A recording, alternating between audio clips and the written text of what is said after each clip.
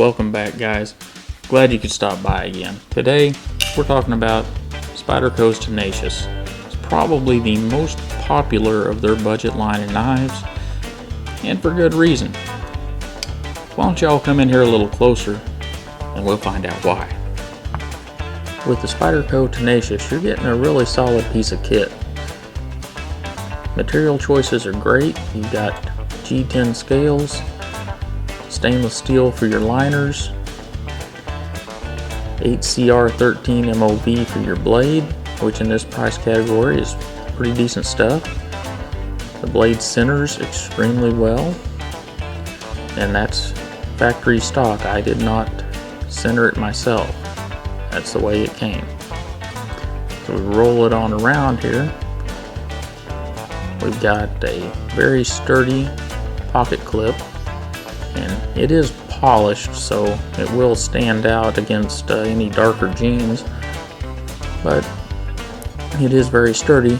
And what's really slick about this knife is you can move this pocket clip to either end of the knife on either side of the knife, so you can carry it tip up or tip down in your left or your right pocket, so whatever your preference is.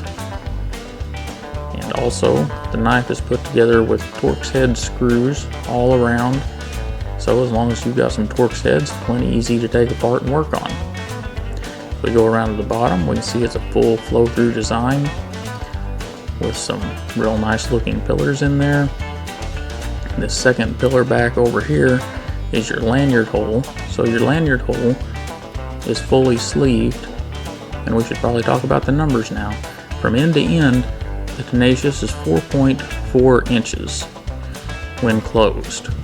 With the knife open, we have 7 3/4 inches from end to end. The total blade length is 3.36 inches, and your edge length is about 3.2 inches. Total thickness for the knife is 0.47, and blade thickness is 0.12. With the knife open, as we look around here, we see we have some really nice jimping up here on your thumb ramp. Makes for a very comfortable knife. Fits well in the hand. And now guys, let's talk about Spyderco's opening system for those that may not be initiated. With the Spyderco knife, you have this hole. On this particular knife, it's about a 1/2 inch in diameter. And whenever you go to open the knife, you grasp the knife, put your thumb in the hole, and slide it open. Very similar to a thumb stud on some knives, has a liner lock, and like we've talked about many times before, the tang of the knife will come down and meet your thumb, telling you to get your thumb out of the way before you go ahead and close the knife. Now that works well for me right-handed. Opening the knife works well left-handed. I have to be more careful about getting my thumb up there to where that tang's going to hit it whenever I use my left hand. Spyderco's thumb hole opening mechanism is what I would call a positive mechanism. There's no other pieces or parts inside the knife to make it happen. Just you, the thumb hole, and it's positive. And very little to go wrong. Take note of that guys, because in the near future we're going to be talking more and more about the various opening systems there are out there. Spyderco's, for a positive opening system, is one of the best. Very little to go wrong. So my thoughts on the Spyderco Tenacious. This knife runs about $40 US, which makes it a little more expensive, somewhere between, $5 and $10 more expensive than other knives with the 8CR13 MOV blades. Now, is it worth that money? Well, Spyderco has given you quite a lot here that you're probably not going to find in other knives in the category. If you take the scales off of this thing, the liner is skeletonized. There's several holes milled in it. to make it lighter to get to that 4.4 ounces. The build quality for a Chinese knife is impeccable.